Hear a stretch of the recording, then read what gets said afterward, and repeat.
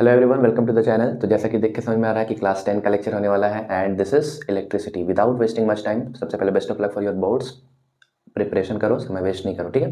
And यहाँ पे आज हम लोग विद इन फ्यू मिनट्स पूरा का पूरा जितना इलेक्ट्रिसिटी में फार्मूला है, जितना आप लोग को जानना है, सब 1 बाय 1 लिखे हुए हैं, उसको एक्सप्लेन करेंगे और दैट्स इट। इसके अलावा आपको एक भी फार्मूला नहीं पढ़ना है, ठीक है। देखो समझेंगे। सबसे पहले Q equal N e, actually plus minus n e, ठीक है।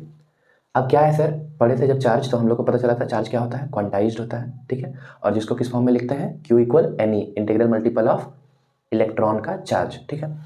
तो total charge Q, N number of electrons या नंबर ऑफ चार्ज कैरियर, याद रखना नंबर ऑफ चार्ज कैरियर, और E क्या होगा, इलेक्ट्रॉन, ठीक है। तो Q equal N E, E electron का charge, N number, Q total charge, पहला खत्म। दूसरा I equal Q by T. अब यहाँ पे हम लोग को पता है कि चार्जेस का फ्लो के चलते करंट क्रिएट होता है, इलेक्ट्रॉन्स का फ्लो के चलते करंट क्रिएट होता है। तो करंट का वैल्यू कैसे मिलाएगा, उसका मेजरमेंट कैसे मिलेगा, rate of flow of charge या rate of flow of electrons, ठीक है। तो ऊपर चार्ज नीचे टाइम, रेट हो गया ना, I is equal to Q by T. अब इसमें भी 3 वेरिएबल, कोई 2 दिया रहेगा, तीसरा निकाल लोगे। क्यू टी दिया रहेगा तो आई निकाल लोगे, आई टी दिया रहेगा तो क्यू निकाल लोगे, ठीक है। और अगर आई और क्यू दिया रहेगा तो टी निकाल लोगे, ठीक है। उसी तरह V equal W by Q. अब यहाँ पे V क्या है सर, W क्या है, Q क्या है।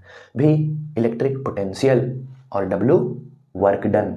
याद करो, जब पोटेंशियल का डेफिनेशन बताए थे तो क्या बताए थे, amount of work done to bring any charge from infinity to a point in that vicinity, ठीक है। तो उसमें वर्क डन जो किए लाने के लिए चार्ज को, और चार्ज जो ऑलरेडी प्रेजेंट है वहाँ पे चार्ज, ठीक है। V is equal to W by Q, ठीक है, कोई दिक्कत नहीं। अब V is equal to I R, Ohm's law कौन नहीं जानता, ठीक है। Ohm's law I R. अब इन तीनों में से किसी भी तरीके से अगर कोई 2 वेरिएबल दिया रहेगा तो तीसरा निकाल लोगे, बिल्कुल। इसमें एक छोटा सा कैच, ये ग्राफ देख के हमको क्या मिल रहा है कि जो आर का स्लोप मिलेगा वो कैसा मिलेगा, स्ट्रेट लाइन मिलेगा, ठीक है। ओम्स लॉ, इसीलिए तुम लोग याद करो, पढ़ाए थे ओमिक कंडक्टर क्यों, नॉन ओमिक कंडक्टर क्यों, ग्राफ का कैरेक्टरिस्टिक कैसा, और इस ग्राफ से क्या पता चल रहा है। नाउ इसी के ठीक बाद एक फार्मूला हम लोग पढ़े थे रेजिस्टेंस के लिए, क्या होता है रेजिस्टेंस, किन किन फैक्टर पर डिपेंड करता है, उसके चलते फिर इसका फार्मूला। तो फार्मूला सीरीज है तो सिर्फ फार्मूला देख रहे हैं। R is equal to rho L by A. Rho क्या है, रजिस्टिविटी, क्या है रजिस्टिविटी, लिख दो रजिस्टिविटी, ठीक है। और L length of the conductor, A area of cross sectional. अब इसको अगर क्रॉस कर दोगे, सारा राइट साइड से लेफ्ट साइड ले जाओगे तो रजिस्टिविटी का भी वैल्यू मिल जाएगा। तो इसको अगर और लिखना चाहोगे तो रजिस्टिविटी बराबर भी लिख सकते हो RA अपॉन में L, ठीक है। ये सब चीज़ भूलोगे नहीं। नाउ जब सीरीज में कनेक्टेड रहेगा रजिस्टर्स कितना भी, तो उसको कैसे ऐड करेंगे, इंडिविजुअल रजिस्टर का जो भी रेजिस्टेंस दिया हुआ है उसका सम करके, R1 R2 R3 को देखो जोड़ दिए हैं, खत्म कहानी। उसी तरह पैरेलल में रहेगा तो 1 अपॉन आर नेट, जो नेट रेजिस्टेंस मिलेगा हमको ऐसे मिलेगा, 1 अपॉन आर नेट बराबर 1 by R1 plus 1 by R2 plus 1 by R3, all done, ठीक है। इसके बाद क्विकली पावर बराबर क्या हम लोग पढ़े थे, सबसे पहले तो पावर बराबर ये 9 नंबर देखो, हम लोग बोले थे रेट ऑफ डूइंग वर्क, काम करने का रेट। जैसे rate of flow of charge क्या था, करंट, उसी तरह रेट ऑफ डूइंग वर्क क्या है, पावर। अब वर्क डन को एनर्जी के सेंस में हम लोग क्लास 9 में भी पढ़े थे, तो 9 में पढ़े थे वर्क डन को हम एनर्जी से रिप्लेस कर सकते हैं, यस सर। बॉडी में जितना एनर्जी पोजेस होगा उसी के एसोसिएटेड में ना वर्क करेगा। तो पावर बराबर डब्ल्यू बाई टी की जगह पे ई बाई टी भी हम लोग यूज़ कर सकते हैं, ठीक है, क्विकली डन। अब यहाँ वाला पावर आ जाओ, जब हमको पोटेंशियल दिया हुआ रहेगा, पोटेंशियल डिफरेंस करंट दिया हुआ रहेगा, तब पावर क्या होगा, सर्किट से एसोसिएटेड पावर बराबर we I, V into I.